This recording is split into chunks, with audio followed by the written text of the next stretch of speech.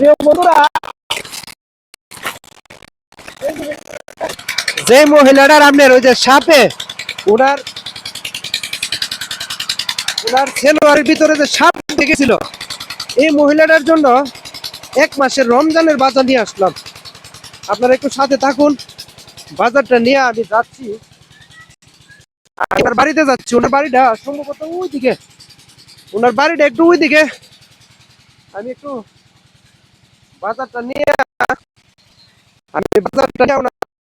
আসলে এই মহিলাটা অনেক অসহায়, অনেক কষ্ট করতেছে, অনেক কষ্টের মধ্যে চলতেছে। তো আমি বাজারগুলো নিয়ে আসলাম ওনার জন্য। এই যে আমি যাচ্ছি ওনার ঘরে, উনি ঘরে আছে কিনা আল্লাহ জানে, উনি কতটুকু খুশি হই আমি জানি না এই বাজারগুলা দেখলে। তো দেখা যাক। চাচি ঘরে আছেন? হ্যাঁ, বাইরন বাইরন, আসেন আসেন, এদিকে আসেন। চিনচিন আমারে? হ্যাঁ, কোন তো কেডা? আমি ওই দিন যেন আসছিলাম, এখন ওই যে ওই দিন যে আপনার ওই যে সাপে ধরছিল না? হ্যাঁ, এই যে ধরেন, এটা ধরেন ধরেন। এই যে আপনার জন্য আমি ফুল 1 মাসের বাজার নিয়ে আসছি। আপনি খুশি হয়েছেন নি? হ্যাঁ খুশি হই। আনে যে বাবা আইনা দিছি, আমার তো কোনো কেউ নাই, ধরতে গেল না, আমার পুতেছে বা। এই যে প্রিয় বন্ধুরা, আমি একটু বাজারটি আপনারা দেখাই, কারণ হচ্ছে এমন কোন জিনিস বাদ নাই যে ওনার জন্য আনি নাই। এই যে আমি বাজারটি একটু দেখাইতেছি। হ্যাঁ, দাওটা দিনছেন একটু। এই যে আমাকে এক বোন সহযোগিতা করছে, ধন্যবাদ। এই যে মুড়ি, বুঝছেন, এই হচ্ছে আলু, এ হচ্ছে বেসন, হ্যাঁ, এ হচ্ছে 2টা সাবান, হ্যাঁ, এ হচ্ছে আপনার পাউডার। আচ্ছা, এটা হচ্ছে চিনি, হ্যাঁ, চিনি।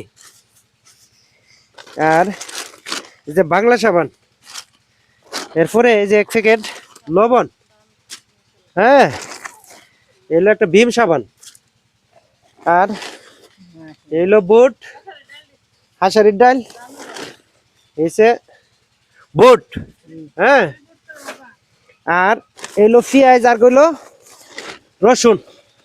ঠিক আছে, পুরা 1 মাস চলতে আর আপনার কোনো কষ্ট হবে না। এখন খুশি হয়েছেন তো বাজারটি ভাইয়া? খুশি হয়েছেন? আমি প্রিয় বন্ধুরা, ওই দিন যখন ওনাকে সাপে ধরছিল, তখন উনি অনেক আতঙ্ক ছিল, অনেক ভয় পাইছিল এই মহিলাটা। কিন্তু উনি কিন্তু শ্বাসকষ্টের রোগী, শ্বাসকষ্ট, অ্যাজমার সমস্যা। তো এগুলা আমি যে 1000 টাকা দিয়েছিলাম, কি করছেন? ওষুধ আনছি। ওষুধ এনে খাইছেন? ওষুধ অগল টানতাছি না, রইছে আর আনবে। রয়েছে আর আনবা? আমার ওষুধ লাগে 3000 টাকা মাসে। 3000 টাকার ওষুধ লাগে মাসে? জি। তো প্রিয় বন্ধুরা, সবাই ভিডিওটা শেয়ার করবেন, সবাইকে দেখার একটু সুযোগ করে দিবেন। আমার কেউ নাই, আমার একটা পুত বেকার হইরা রইছে, চলতে না চিনি। আমার জামাই নাই, বাপ নাই, মা নাই, আমি কষ্ট করি, আমার কেউ নাই। আনহেরা যদি সুবিধা করুন, কিছু টাকা পয়সা দিয়ে আমার একটা গাড়ি কিনা দিন, তো আমার পুত চলাইয়া চলতে পারবো। আপনার ছেলেরা গাড়ি কিনা, কি গাড়ি কিনা দিত? অটো? ওইটা কি গাড়ি যেন আমার ভাই চালা। অটো? হ্যাঁ। আচ্ছা, অটো গাড়ি কিনে দিলে আপনার জন্য ভালো হবে। হ্যাঁ, ভালো হবে, রুজি আনবে, সুন্দর মতো চলতে পারবো। এমনি তো আমরা কদিন দিয়ে রাখবেন আমারে, ওই তো ঘর চাল নাই।